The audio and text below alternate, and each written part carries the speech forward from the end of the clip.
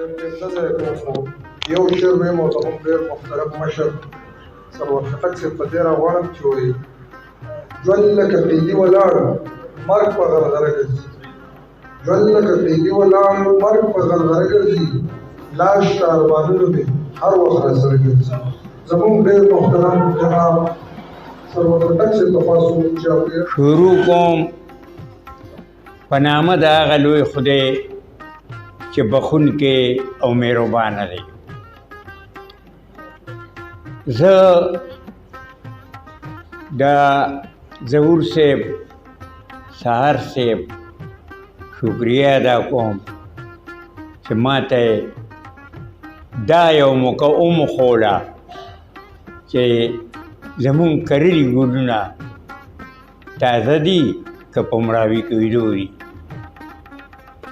بیا دې کې د قادري صاحب ذکر رالو په لږ وخت کې زمونږ د ما د سکرین نه څه ډېر ستاو شو. بیا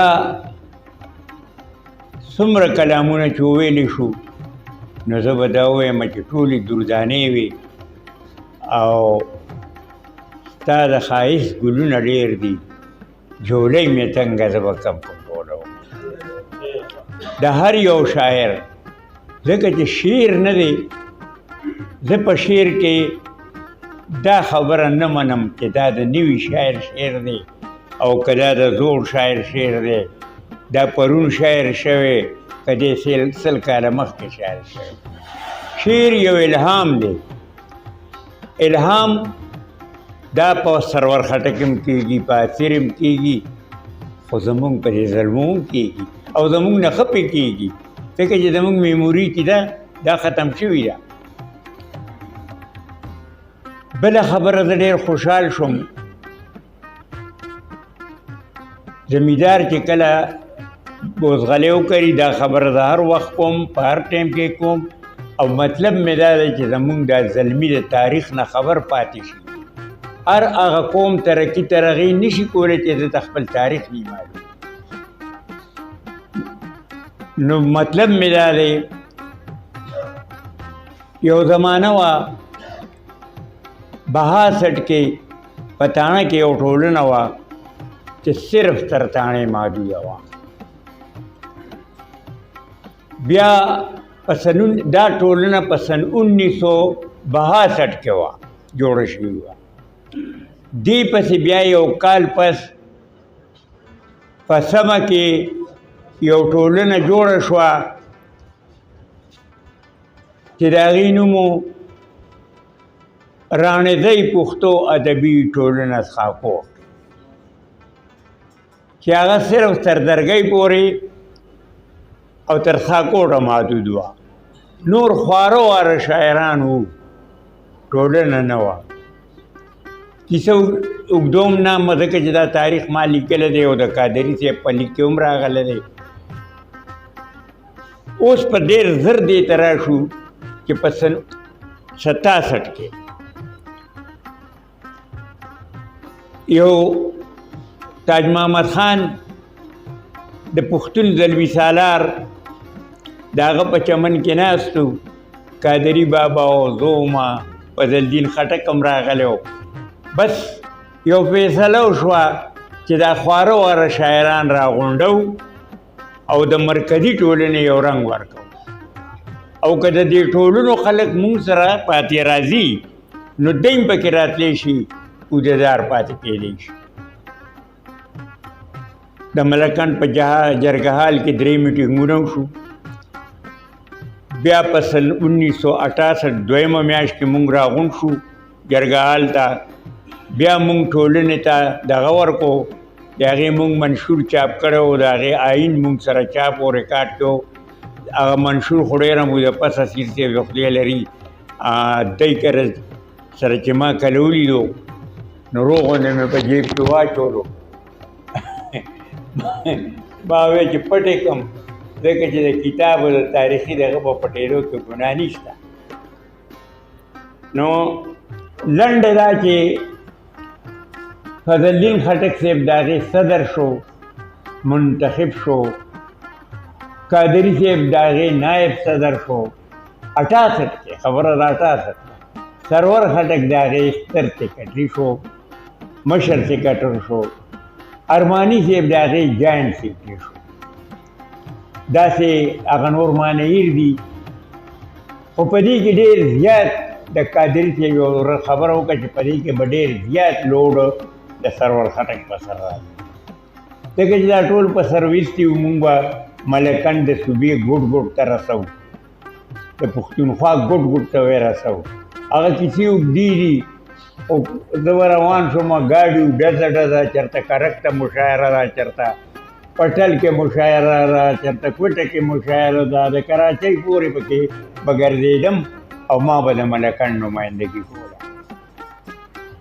اوس په ډېر زر را دې خوا شو چې په دې خوشحاله وم چې په ابتدا کې هم قادري صاحب او په 15 کاله پس په تلو کې هم قادري صاحب سره د سرور خټک خدمت وکړ.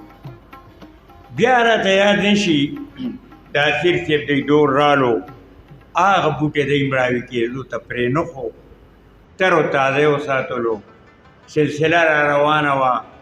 بیا ورپسې نوره سلسله راله، خو لنډه به دا ووایم چې دا هغه فیض دی ملګرو بچو، دا هغه فیض دی چې نسل در نسل را روان دی، او نن په زرګونو شاعران او بې شمېره ټولنې په ملکن کې شته.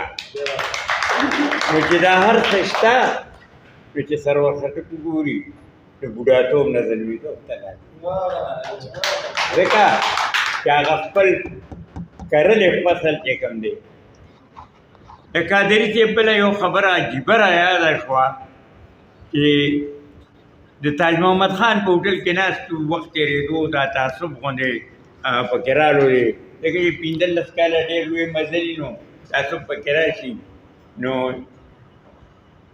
زه نه وم چا پکې وي یاره قادري صاحب دا سرور خټک تاسو په مخه دغه کړی دی، دا خو دا ملکن نه دی. هغه ورته وخندل، وی ته ځان ته لیکوال وې، ته خو لیکوال نه، نوم نه علم داسې د شاعر اړو جغرافیه نشته. شاعر چې په فلسطین کې ظلم وشي هغه هم یادوي، که په کشمیر کې ظلم وشي هغه هم یادوي، که په هر ځای کې ظلم کېږي د ظلم خلاف دی. او بله درته ویم تا د خاورې خبره وکړه، د شاعر ټوله پښتونخوا ده او د ټولې پښتونخوا بچی شاعر دی، هغې کې دا نشته چې دا خټک دی او دا دغه دی. نو بیا ورته یو تپوس نه وکړم، وی زه د کوم ځای،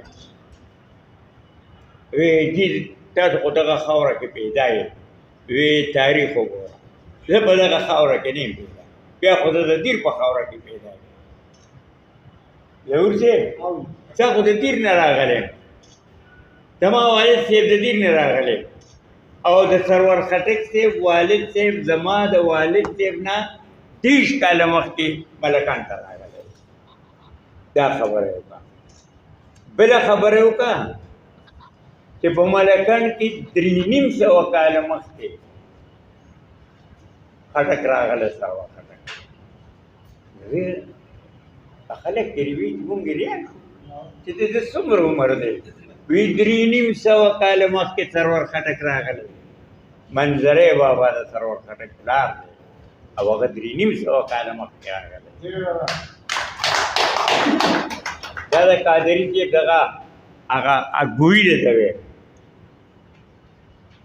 بچو، دا یو خیال به در نه لرې، تاسو به مخکې هلته تاسو که فرض کا د روزګار او د هر څه لپاره کوواټ ته لاړ شئ یا کرک ته لاړ شئ، او هلته د ادب او د پښتو خدمت او سیاسي د باچا خان خدمت کوئ، نو هغه هم ستاسو پښتنه خاوره ده او تاسو هم د هغه خاورې.